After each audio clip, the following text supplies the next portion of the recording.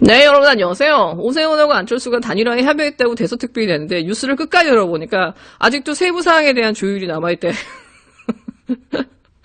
이건 이제 네버 엔딩이야, 네버 엔딩. 끝도 없어요. 오죽했으면 언론이 이제 웃지 못할 총국이라고. 안철수하고 오세훈은 언론을 통해서 본인들이 이제 치열하게 기싸움을 하고 두뇌 게임을 하고 있다라고 착각을 하고 있는 것 같은데 제3자가 봤을 때는 이 운명은 너무 뻔해요. 너무 수가 뻔해. 근데 문제는 안철수가 지난 주말부터 이 김종인과 오세훈의 수를 읽었어요. 안철수의 워딩이 달라졌죠. 김종인 위원장과 오세훈 후보가 요구한 단일화 방식을 수용하겠습니다. 제게 불리하고 불합리하더라도.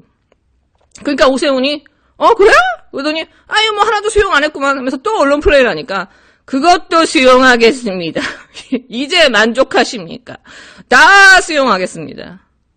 예, 한마디로 안철수는 오세훈과 김종인의 수를 읽은 거예요. 얘네들은 안철수가 지금 단일화를 파괴하길 바라거든. 파괴하고 깨길 바라거든. 그래서 3자도 가능하고 안철수를 계속 정신 이상한 사람이다 뭐에다 해서 모욕을 주고 조그만 당이 큰 당 먹으려고 한다면서 되게 욕심 있는 사람처럼 해서 안철수를 정말 이렇게 막 인격적으로 모독하면서 안철수가 이 판을 깨기를 이제 바라는 거거든요. 오세훈 입장에서는 안철수랑 굳이 이 단일화 합의를 해서 여론조사까지 갈 필요가 없는 거예요. 이거를 피하고 싶은 게 얘네들의 목적이고 시간을 끈 거기 때문에 이제 안철수는 그래 무조건 다 받을게. 그 대신 빨리 여론조사 빨리 해. 그러니까 얘네들이 좀 시간 좀 두지? 하면서 시간을 계속 끌고 있는 거죠. 제가 처음부터 말씀드렸지만 김종인과 오세훈은 안철수랑 단일화를 할 의사가 전혀 없어요. 왜냐? 지금 오세훈과 안철수는 둘 다 서울시장에 관심이 없어요. 얘는 서울시장에서 뭐 하겠단 말 절대 안 하잖아요. 단일화 얘기만 하잖아요. 얘네들의 관심은 오로지 대선에 꽂혀 있거든. 근데 안철수가 여기 서울시장의 지분을 확보해가지고 제3지대를 형성한다거나 서울 혹시 이게 등치가 커져서 아니면은 얘가 국진당에 들어와가지고 이 자기 지분을 가지고 윤석열을 흔들기 시작하면은 얘네들 입장에서는 자기들이 지금 그려놓은 대선 플랜이 깨져버리거든. 게다가 지금 이 대선 플랜을 그리고 있는 뭐 윤여준이라든가 박찬종이라든가 이런 인간들 다 있잖아요. 이런 인간들이 하나같이 뭐냐면 김종인도 마찬가지지만 찰스 맛을 봤어. 찰스 끼면 아무것도 되는 거 없어. 제가 제3지에 가서도 안 되고 제가 국힘당에 들어와서도 안 되고 제 여기서 싹을 잘라버려야 돼. 그러니까 차라리 시간을 끌어서 단일화가 파기돼서 오세훈을 내주는 안이 있더라도 서울시장을 내주는 안이 있더라도 안철수하고는 안 되는 거예요. 그러니까 쟤네들의 목적은 서울시장이 되는 게 목적이 아니라 안철수를 밀어내는 게 목적인 거거든. 그거를 지금 안철수가 읽으니까는 진짜 안철수는 이제 벼랑 끝까지 붙들고 있는 상황인 거거든요. 그러니까 이제 오세훈은 약간 이제 지금 스텝이 꼬인 상황인 거죠. 오히려 얘네들이 이런 식으로 스텝이 꼬이면서 시간을 질질 끄면서 박영성 장관은 오히려 어부지리로 먹게 생겼어. 바보들 때문에. 근데 진짜 여러분 지금 얘네들은 대선 플랜이 되고 있다라는 게 늘 대선 때나 총선 때마다 등장하는 1년에 한두 번 등장하는 사람이죠. 윤여준. 이 전두환의 후예. 이 전두환의 후예들, 이 MB를 대통령으로 만들었던 그 멤버들이 제가 볼 땐 지금 다시 다 모여서 똑같은 지금 판을 다 짜가고 있는 상황이거든요. 얘네들의 첫 번째 목표, 안철수 이빠따. 안철수 내보내는 거. 지금 안철수는 저기에 당하지 않기 위해서 지금 몸부림치고 있는 상황인 거고, 지금 끝까지 봐야죠. 근데 만약에, 여론들이 뭐 이렇게 움직이고 지금 안철수 위하는 것처럼 하면서 뒤에서 움직이는 뭐 장제원이라든가 이재호라든가 이런 애들 보면은 안철수가 단일화를 함부로 파기 못하게 하면서 시간을 끌게 하는 역할을 하는 애들이지 사실은 다 저 국진당이랑 같은 편 애들이거든. MB 쪽 애들이 잔대가리는 진짜 끝내줘요. 진짜 이 관계에는 제가 볼 때 MB 쪽 애들을 따라갈 수가 없을 것 같아. 근데 안철수의 운명은 정해져 있어요. 설령 예를 들어서 단일화를 해가지고 안철수가 뭐 어느 정도 뭐 지분을 얻는다 한다 하더라도 서울시장 선거가 끝나는 순간 안철수는 그냥 끝이에요. 팽이에요. 그 다음부터 안철수의 운명은 쟤들로부터 팽당하는 거다. 안철수가 빨리 정신을 좀 100% 차려야 될 텐데 그럴 의지가 있는지 모르겠네요. 네. 어제 속보가 떴는데 대검 부장 고검장 회의가 열렸잖아요. 대검 부장 7명, 고검장 6명, 조남관 이 검찰총장 대행까지 해서 14명이 14시간의 마라톤 회의 끝에 밤늦게 위증 재소자를 불기소한다는 결론이 내렸어요. 10명이 불기소, 2명이 기권, 2명은 기소. 6명의 고검장을 조남관이 데리고 오지 않았다면 이렇게 압도적으로 불기소 운영이 높게 나왔다라고 하는 여론 플레이를 할 수가 없는 상황이거든요. 사실상 박범계 장관의 수사지휘권을 그냥 무력화시켜버린 거예요. 항명해버린 거고 위수령을 그냥 완전 뭉개버린 거거든요. 그리고 또 하나의 문제가 뭐냐. 대검 이 회의를 하기 직전에 공식적으로 이 회의의 결과에 대해서 어떤 것도 발설하지 않는다라고 하는 각서를 서로 작성했어요. 한동수 감찰부장이 페이스북에 남겼는데 각서를 작성까지 했는데 소위 그 검찰의 지도부라고 하는 인간들이 근데 이 회의가 끝난 지 10분도 안 돼서 이미 중앙일보에 이 회의의 모든 결과가 다 퍼져나가고 기사로 나온 거예요.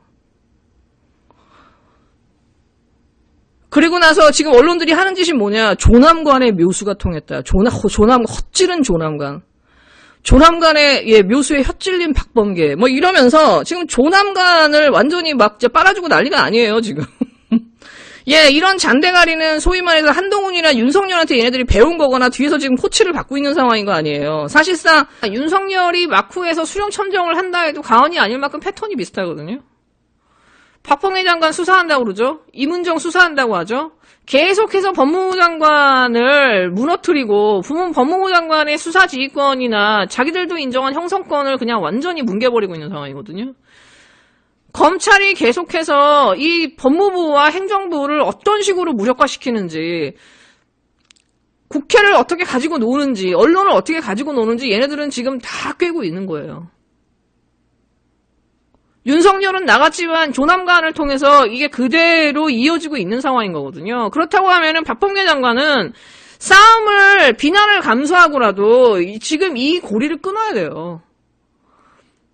계속해서 검찰들이 이런 식으로 하극상을 벌이고 항명을 벌이고 구태타를 벌이면서 언론을 이용해서 이 행정부나 법무부를 무력화시킨다. 이것은 반헌법적인 것이거든. 이것에 대해서 분명하게 감찰을 하고 반드시 얘네들에 대해서 징벌적인 어떤 그 조치를 취해야 됩니다.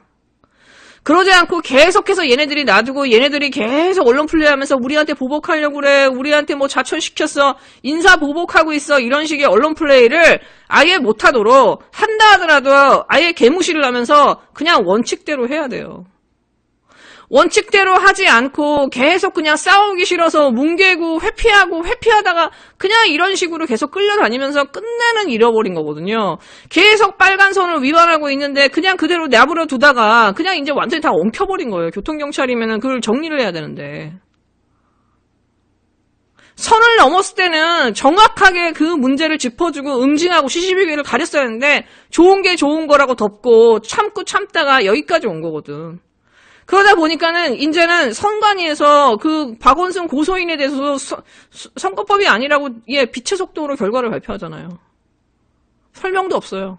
그냥 아니래. 아니라면 아닌 거야.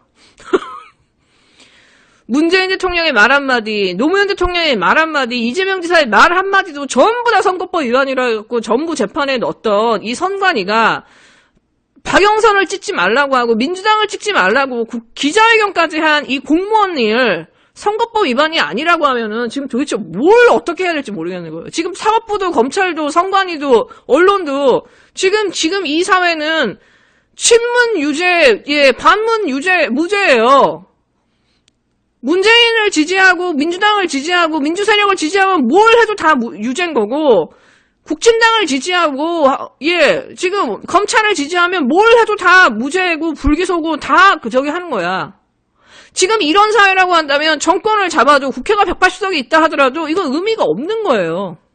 계속 패미한테 끌려다니고 계속 검찰하고 언론에 끌려다니고 저들과 싸움을 회피하면서 그냥 국회의원 자리나 정부의 위치 자리만을 유지하면서 국민들이 진짜 이런 꼴을 보게 한다고 하면서 계속 표를 달라고 한다면은 이거는 정말 이 권력에 심각한 문제가 있는 거거든. 권력을 운영하고 저런 항명이나 저 구테타나 하극상을 명확하게 잡고, 예, 바로 잡을 수 있는 기본 틀을 갖추는 걸 하지 않으면 국민들은 계속 이 정권을 한테 힘을 실어줘야 되는 거에 대한 그 동기를 잃어버려요. 아무리 지지한다 하더라도. 회의를 느낀단 말이에요. 이 권력에 대한 회의를 느낄 수밖에 없어요. 이 표를 몰아주고 선거를 한 사람들이 자기의 그 희망이나 좀 더 나은 사회를 위해서 던지는 이 의지나 표를 사실 대통령도 국회도 심각하게 한번 받아들여야 되거든. 그리고 본인들도 다치고 피 맞출 생각을 하면서 싸워야 되거든. 최소한 싸우고 다치고 피 먹는다 하더라도 추미애 장관처럼, 조국 장관처럼 무엇이 옳고 그른지에 대해서 시시비비는 국민들 앞에서 가려줘야 되거든요.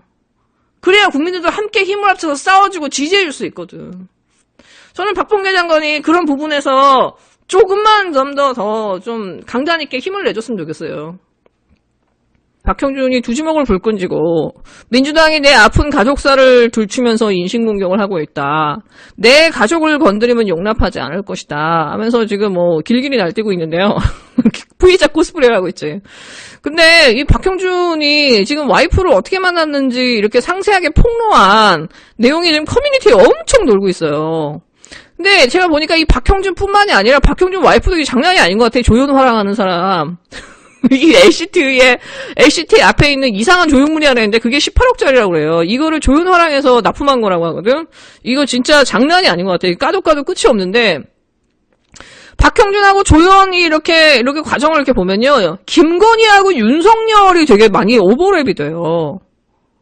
최순실도 이렇게 막 떠오르고 얘네들은 진짜 그 가족을 탄생시키는 형태가 되게 비슷한 것 같아.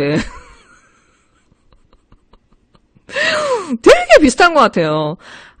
LCT를 자기 아들한테 샀어. 의붓아들한테. 근데 그 의붓아들은 30대 초반이었어. 그걸 살 때.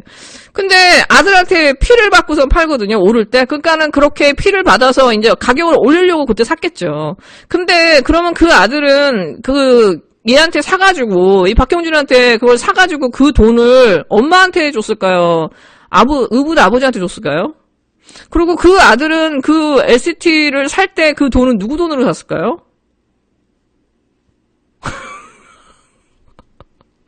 이건 정말 바보가 아닌 이상 대충 추정날 수 있는 거거든. 저 LCT 두 채가 저 사람이 자기 돈으로 사지 않았을 거라는 거.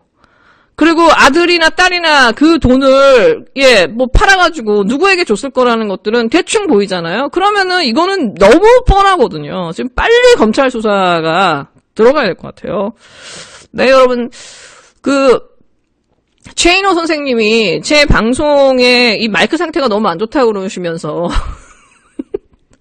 거금을 투척해 주셨거든요. 이제 완전 개탔는데 사실은 최인호 선생님이 1월 달에 내 방송에 마이크를 바꿔주고 싶다는 말씀을 하신 걸 제가 듣고 마이크를 사실 바꿨어요.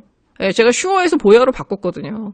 근데도 여전히 마이크 상태가 안 좋은 건 제가 마이크를 어떻게 써야 되는지를 모르는 거예요. 마이크 바꾼 지 한 달 정도 됐는데 하여튼 최윤호 선생님한테 너무너무 감사를 드리고 이렇게 걱정을 해주시고 저도 좀 음량에 좀 신경을 좀 써보도록 하겠습니다. 하여튼 감사합니다. 네, 여러분 즐거운 하루 되세요.